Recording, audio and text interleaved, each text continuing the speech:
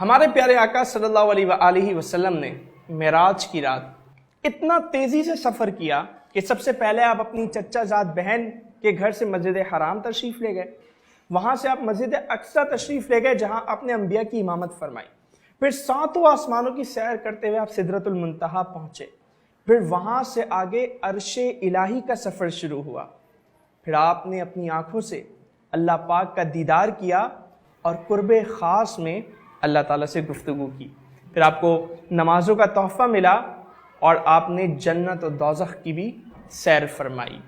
واقع معراج سے آپ صلی اللہ علیہ وآلہ وسلم کی شان کا اندازہ ہوتا ہے کہ معراج کی رات آپ جس بستر پر آرام فرما رہے تھے، جب آپ معراج سے واپسی آئے تو وہ بستر اسی طرح گرم تھا، جاتے ہوئے آپ نے جس پانی سے وضو فرمایا تھا وہ پانی اب بھی بہہ رہا تھا، سفر معراج پر جاتے ہوئے جس ٹہنی سے آپ کا امامہ ٹکرایا تھا وہ ٹہنی واپسی پر بھی ہل رہی تھی، برسوں زمانے کی حرکت رکی رہی، نہ ناخن بڑے ہوئے نہ کسی کے بال، نہ پودوں کے قد میں اضافہ ہوا نہ درختوں کی جسامت بڑھی، برسوں کا طویل ترین سفر پیارے آقا صلی اللہ علیہ وآلہ وسلم نے کچھ ہی وقت میں طے فرمایا۔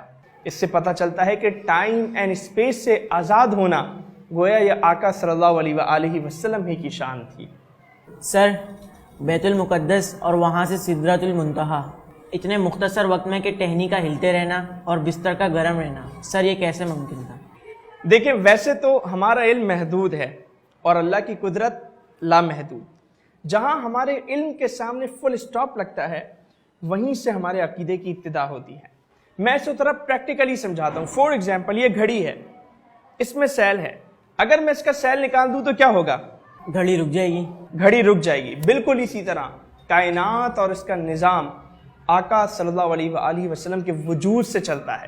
جب آقا صلی اللہ علیہ وآلہ وسلم اس کائنات سے باہر تشریف لے گئے، جب آپ ٹائم اینڈ اسپیس کی قید سے آزاد ہو گئے تو کائنات اسٹل ہو گئی، رک گئی۔ اسی لیے ہم کہتے ہیں نا کہ وہ جو نہ تھے تو کچھ نہ تھا، وہ جو نہ ہو تو کچھ نہ ہو، جان ہے وہ جہان کی، جان ہے تو جہان ہے۔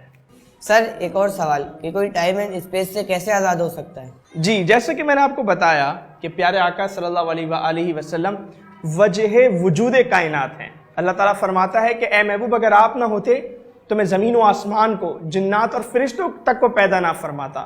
تو آقا صلی اللہ علیہ وآلہ وسلم کے کائنات سے باہر چلے جانے سے یہاں کا نظام رک جانا یہ ناممکن نہیں ہے، امپاسبل نہیں ہے۔ اور اگر ہم سائنٹیفکلی دیکھیں تو سائنس بھی انرجی ایکول ماس کی تھیوری مانتی ہے کہ اگر کوئی انسان روشنی کی رفتار سے سفر کرنے کا ہنر جان جائے تو وہ ٹائم اینڈ اسپیس کی قید سے آزاد ہو جاتا ہے۔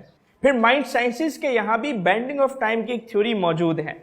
وہ کہتے ہیں کہ اگر انسان پوائنٹ اے سے پوائنٹ بی کے درمیانی فاصلے کو زیرو کر دیں تو کیا ہوگا؟ اب ٹائم اینڈ اسپیس سے آزاد ہو جائیں گے۔ تو ہم بات کر رہے ہیں سفر معراج کی۔ تو آقا صلی اللہ علیہ وآلہ وسلم کے لیے یہ کیسے ناممکن تھا، کیسے امپاسبل تھا؟ اور پھر سب سے آخری بات، سفر معراج جس نے کروایا وہ کون ہے؟ وہ اللہ تعالیٰ کی ذات ہے جس کی قدرت لامحدود ہے۔ وہ اگر چاہے تو ایک لمحے بلکہ اس سے بھی کم میں یہ سفر طے کرواتے ہیں۔